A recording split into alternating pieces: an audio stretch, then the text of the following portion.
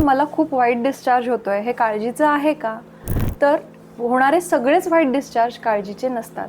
जर तुमचा white discharge transparent white आहे आणि त्याच्यासोबत दुसरी कुठलीही लक्षणं तुम्हाला जाणवत नाही आहेत, तो कदाचित नक्कीच नॉर्मल आहे.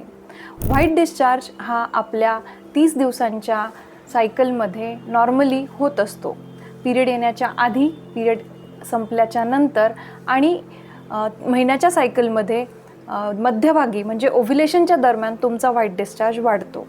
पण जर व्हाईट डिस्चार्जसोबत तुम्हाला इचिंग होते आहे, त्या व्हाईट डिस्चार्जला एक घाणेरडा असा स्मेल येतो आहे, फाऊल स्मेलिंग तो आहे, किंवा त्या डिस्चार्जला एक विशिष्ट प्रकारचा कन्सिस्टन्सी आहे, जसं की दह्यासारखी किंवा करडी कन्सिस्टन्सी आहे, त्याला एक विशिष्ट प्रकारचा कलर आहे, तो ग्रीनिश आहे किंवा येलोइश आहे, तर हे इन्फेक्शनमुळे असू शकते आणि अशा वेळी तुम्हाला तुमच्या डॉक्टरांना दाखवणे गरजेचे आहे.